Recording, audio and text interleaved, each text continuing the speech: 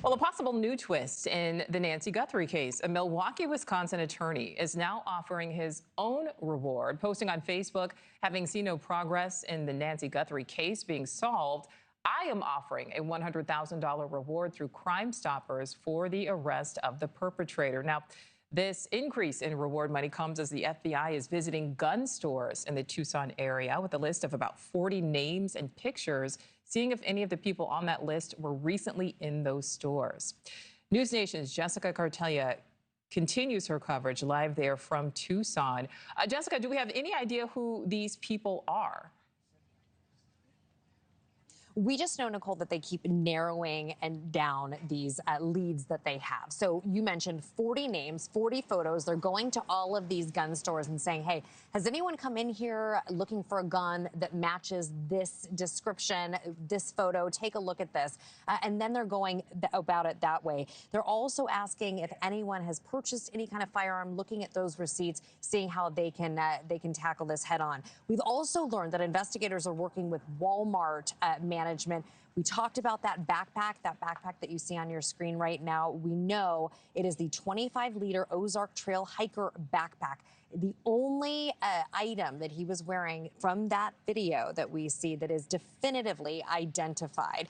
We're also awaiting the results of that DNA that was taken from a glove that resembles the one on the suspect in that doorbell camera. Take a look at this map on your screen. You can see just how close all of this is. We're talking about 15 minutes, right? Just a handful of miles between all of these locations. Now, once received, once they get that glove and they sent it off initially to a lab in Florida for testing.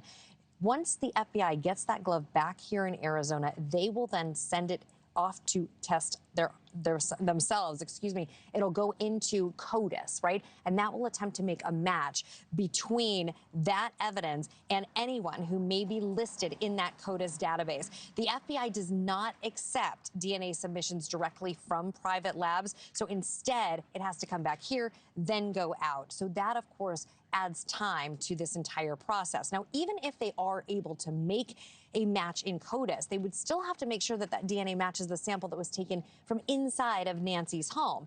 If a match is not detected, investigators can go to genealogy databases like 23andMe, and then they can work their way backward to a suspect. However, Nichole, it's important to note that a company has to agree to cooperate.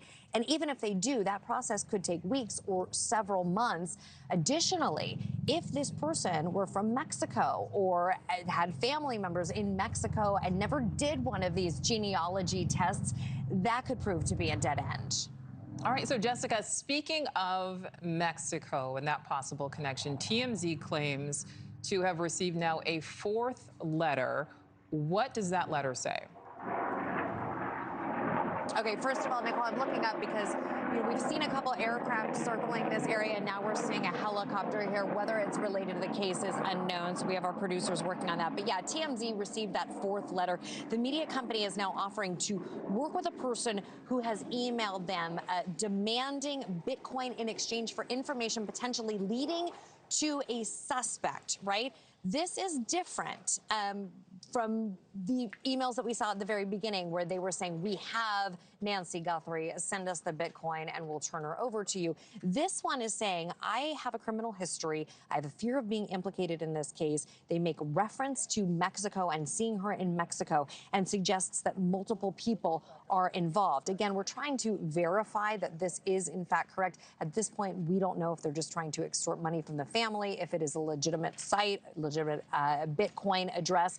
But again, all of these letters keep coming through, and it gives us pause because we're basically drawing attention to something that we don't know if it is in fact valid.